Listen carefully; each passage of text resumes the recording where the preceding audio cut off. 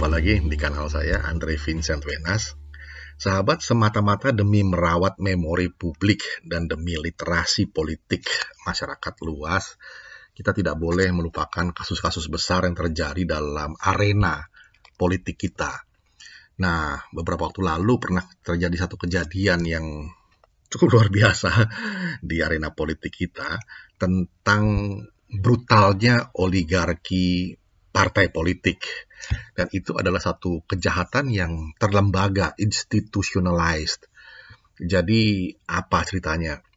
Saya menulis sebuah artikel pada waktu itu dan cukup viral tapi juga menimbulkan kontroversi, dan saya ingin mengangkatnya kembali dalam kanal YouTube ini semata-mata demi bisa dikunjungi kembali, dipelajari, kemudian jangan sampai terulang kembali skandal-skandal politik seperti ini. Itu saja sih motivasinya. Jadi artikelnya itu berjudul Kejahatan Terlembaga, Brutalnya Oligarki Partai Politik tentunya. Begini, sahabat adalah suatu kesewenang-wenangan terlembaga jika tanpa alasan yang masuk akal dan dapat diterima hati nurani atau rasa keadilan, seorang kader partai yang de facto dan de jure itu memperoleh suara terbanyak atau lebih banyak tidak jadi dilantik. Tentu ini menyakitkan hatinya tentu, dan juga menggugah atau mengganggu rasa keadilan kita. Sahabat, walaupun keterpilihannya sebetulnya sudah sesuai dengan aturan undang-undang, namun toh ia ditelikung juga di tengah jalan lantaran ada intervensi petinggi partainya. Itu jelas ketidakadilan yang struktural, dan itu adalah bentuk kekerasan terlembaga, artinya kejahatan sosial. Sahabat, oligarki itu dari bahasa Yunani oligarkia yang berasal dari kata sedikit, oligon, dan memerintah, arko. Ini adalah bentuk pemerintahan yang kekuasaan politiknya secara efektif dipegang oleh kelompok elit kecil. Elit kecil ini bisa dibedakan misalnya menurut kekayaan, keluarga, atau latar belakang militer misalnya. Rejim nepotis lah gampangnya. Fenomena kebusukan politik seperti ini barusan saja terjadi ya, beberapa waktu lalu. Dilakukan oleh dua partai besar, sebut saja Gerindra dan PDIP. Gerindra lebih dulu terbongkar ke publik dengan kasus Mulan Jamila kalau sahabat masih ingat. Dan PDIP menyusul dengan kasus Rizky Aprilia. Nah, apa kasusnya nanti kita telah satu persatu. Kasus Mulan Jamila di Partai Gerindra menelikung dua kader di atasnya. Fadlizon jelas membela Mulan, dan Ketua Umum Partai Gerindra operasi senyap, tak bersuara alias mingkem. Kasus Rizky Aprilia di PDIP jadi ramai lantaran ada OTT KPK terhadap Pak Wahyu Setiawan, masih ingat kalau waktu itu ya. Beliau adalah komisioner dari KPU, Komisi Pemilihan Umum, yang belakangan menyeret juga Sekjen PDIP Pak Hasto Kristianto. Kiki, panggilan akrab Rizky Aprilia, sudah dilantik jadi anggota DPR RI bulan Agustus tahun 2019 yang lalu. Ada nama Harun Masiku, sahabat tentu ingat ini ya. Beliau adalah kader PDIP yang perolehan suaranya ada di urutan ke-6. Harun Masiku inilah yang rupanya jadi pilihan favorit para petinggi partai PDIP.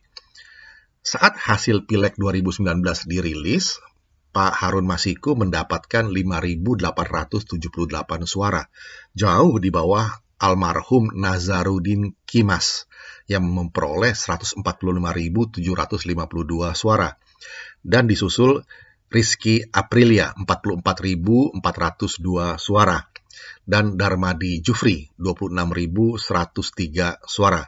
Kemudian Dodi Julianto Siahaan 19.776 suara, dan Diah Oktasari 13.310 suara. Namun sayang, Pak Nazarudin Kimas yang juga ipar dari Ibu Megawati Soekarno Putri ini meninggal sebelum hari pencoblosan Pileg. Sehingga posisi Harun jadi di urutan ke-5, dan Rizky naik jadi urutan pertama untuk menggantikan Pak Nazarudin Kimas almarhum. Entah bagaimana, sahabat, manuver-manuver politik pasca Pileg pun masih terus berlangsung waktu itu. Ada surat menyurat resmi yang dilakukan para petinggi PDIP untuk membuka jalan bagi Harun Masiku duduk di Parlemen Pusat, DPR RI. Apa motif di belakangnya? Belum jelas. Semua petinggi dari PDIP masih mingkem juga sampai sekarang. Surat menyurat resmi, sahabat, adalah suatu rekam jejak politik yang legalitasnya sahih. Pemberitaan mengenai surat menyurat ini mudah dilacak di berbagai media. Silahkan Google saja.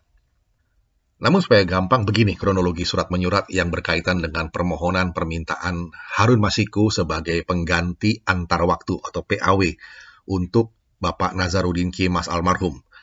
Seperti diungkap Pak Arief Budiman dalam konferensi persnya di kantor KPU hari Jumat tanggal 10 Januari 2020 yang lalu. Ini gampang di Google, di browsing saja. Surat pertama soal permohonan pelaksanaan putusan Mahkamah Agung MA, ditandatangani oleh Ketua Bapilu Bambang Wuryanto dan Sekjen Hasto Kristianto. Surat kedua yang merupakan tembusan perihal permohonan fatwa terhadap putusan MA nomor 57.P/KUM/2019 tertanggal 19 Juli 2019 ditandatangani oleh Ketua DPP Yasona Hamonangan Laoli dan Sekretaris Jenderal Hasto Kristianto. Surat ketiga tertanggal 6 Desember 2019 ditandatangani oleh Ketua Umum Megawati Soekarno Putri dan Sekretaris Jenderal Hasto Kristianto. Jadi surat dari DPP PDI Perjuangan sebanyak 3 kali. Surat pertama terkait putusan atau permohonan pelaksanaan putusan Mahkamah Agung. Surat ini tertanggal 26 Agustus 2019. Putusan MA tersebut, kata Arief, berdasarkan pengajuan uji materi yang diajukan pihak PDIP pada 24 Juni 2019. Putusan atas uji materi ini dikeluarkan pada 18 Juli 2019. Jadi prosesnya atau uji materi itu tidak sampai 1 bulan ya, lanjut Pak Arief waktu itu. Menurut Arief Budiman, atas surat pertama ini KPU sudah menjawab dengan menyatakan tidak dapat menjalankan putusan MA itu. Yang kedua, kami menerima surat tembusan dari DPP PDI Perjuangan yang minta fatwa terhadap MA. Itu permintaan ditembuskan kepada KPU. Tembusannya tertanggal 13 September 2019. Disampaikan ke kita pada 27 September 2019, begitu ungkap Pak Arief Budiman. Namun karena surat itu berupa tembusan, KPU memutuskan tidak membalas surat tersebut.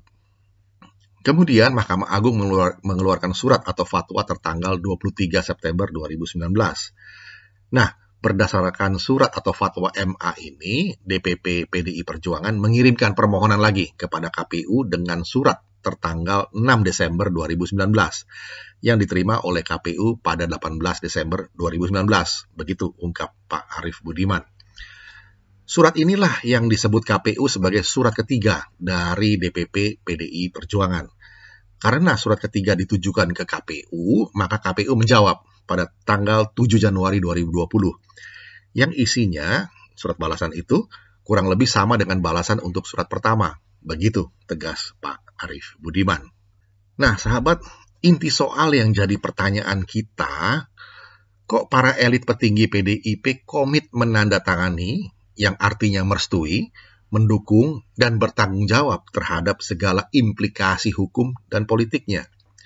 Nah, disinilah refleksi etika politik kita terpicu tentunya. Perenungan etis dimulai dengan sikap indignation atau tidak menerima dan protes terhadap imoralitas dan ketidakadilan. Karena setiap bentuk imoralitas dan ketidakadilan pastilah menggerogoti sendi-sendi kehidupan sosial kita. Sahabat, wujud kejahatan struktural yang mencolok saat ini adalah kekerasan terlembaga, radikalisme, fanatisme, dan korupsi tentu saja. Ditengarai bahwa apa yang terjadi dalam kasus Gerindra dan PDIP yang menelikung kadernya sendiri adalah bentuk kekerasan terlembaga yang pekat dilumuri politik uang. Ini jelas kejahatan terlembaga terhadap kadernya, dan juga terhadap demokrasi dan rasa keadilan. Tanpa alasan yang bisa diterima akal sehat dan hati nurani, ini menunjukkan betapa brutalnya oligarki partai memperkosa hak politik seseorang kader. Artinya juga memperkosa demokrasi dan rasa keadilan. Sahabat, kejahatan struktural seperti ini jelas destruktif karena bekerja melawan keadilan, artinya juga menggerogoti dan menghancurkan institusi dasar masyarakat. Proses pembusukan institusi sosial dari dalam seperti ini sangatlah berbahaya.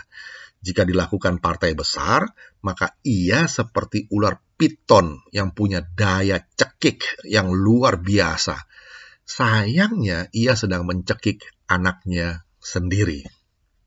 Institusi dasar yang sedang dicekik oleh para predator politik itu adalah kebebasan, demokrasi, dan keadilan itu sendiri. Padahal di situ sudah tertanam kesempatan seseorang untuk punya akses untuk menentukan keputusan politik dan ekonomi. Akibatnya, masa depan bangsa semakin tidak menentu lantaran distorsi, pertentangan, atau konflik kepentingan murahan yang berkepanjangan. Maka, sebagai penutup, ada adagium dalam bahasa Latin, ya. Avarus animus nullo satiatur lucro, yang maknanya hati yang serakah itu tak pernah terpuaskan. Demikian sahabat Indonesia, sedikit pandangan dan upaya perawatan memori publik terhadap skandal-skandal politik ini supaya tidak terulang lagi dan bisa menjadi basis pembelajaran kita melangkah ke tahap berikutnya di mana demokrasi menjadi lebih dewasa, daya kritis juga lebih matang, dan Indonesia bisa naik kelas dalam kancah perpolitikannya. Betul-betul demi kemaslahatan rakyat banyak dan membela rasa keadilan. Demikian, semoga bermanfaat. Kita jumpa lagi di session berikutnya. Terima kasih.